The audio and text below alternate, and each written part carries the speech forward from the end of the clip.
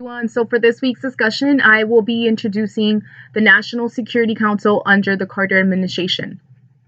The National Security Council, also known as the NSC, was established in 1947 after the National Security Act as part of the reorganization of the U.S. national security apparatus.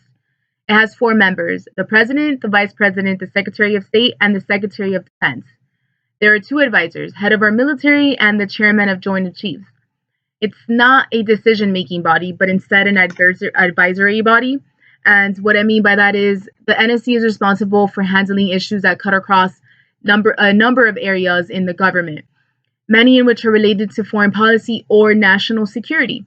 These issues focus on either presidential interest or when there's an issue that one agency can't deliberate, decide, or implement on its own, in which this case, the agency comes forward to the National Security Council for coordination. Several issues in 1949 demanded a better national security policy. NATO was formed, military assistance for Europe had begun, the Soviet Union denoted an atomic bomb, and communism gained control over China. When President Carter began his term in 1977, he was determined to eliminate the abuses he claimed towards Kissinger, the National Security Council at the time.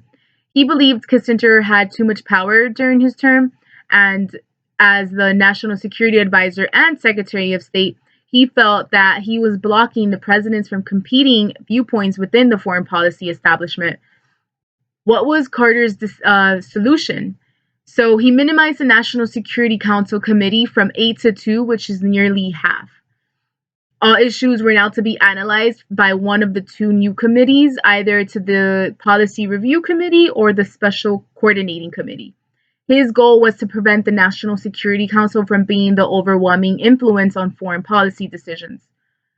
Under his administration, he also changed the name of documents in the decision-making process, in which some were already different in prior administrations.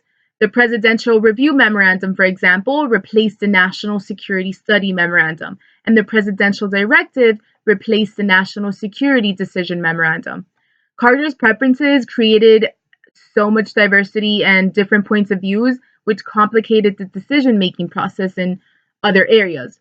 The national security system was obviously wasn't working effectively, which led to Reagan later coming into power and facing the same dilemma in determining which official or agency would have the primary responsibility for the direction, control, and supervision of the U.S. foreign policy.